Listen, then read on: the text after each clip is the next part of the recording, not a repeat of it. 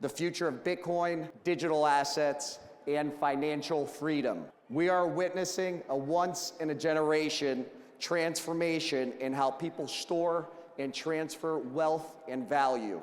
And today, I have the privilege of introducing a man who didn't just predict the future of money, he's helping build it. Michael Saylor became the first major CEO of a US publicly traded company to transfer his entire balance sheet from cash into Bitcoin.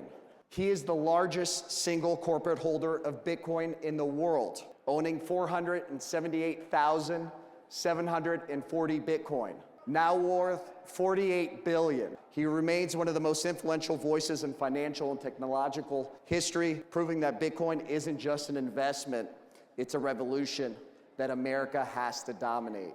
Please join me in welcoming one of the most fearless and financial minds in our future, a champion of digital freedom and a trailblazer, Michael Saylor. Thanks for the intro. I'm really excited to be able to address this group today because I think that Bitcoin represents the most powerful technology force for conservatism in the world.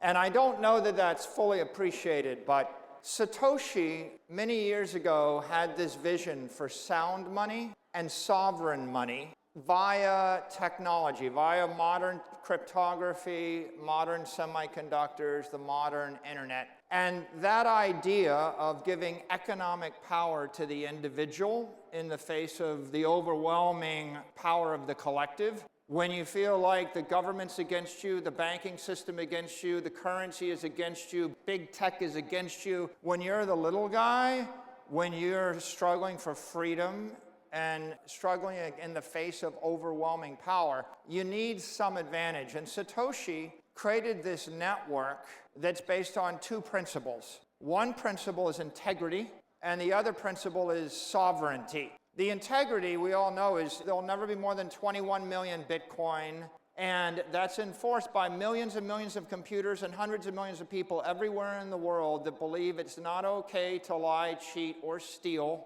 It's not okay to distort the truth. There is a truth. There is a universal common ledger that no one can tamper with, no one can corrupt, not a nation state, not a company, not a politician. And that idea of a censorship-resistant, unstoppable version of the truth was a first in human history. And then the second idea is sovereignty. It's like, well, if there is a truth, can you own it? Right? So with Bitcoin, the idea is you can own a Bitcoin. You don't have to trust a bank with it. You don't have to trust the city with it. You don't have to leave it in the custody of a big company. You can take self-custody. So we oftentimes say, what do you own? The only thing you own are your memories. Everything else in this world that you own at the pleasure of someone more powerful than you, and they can take it away from you via force. What they can't take away from you is your experience and what's in your head. And the brilliance of Satoshi was,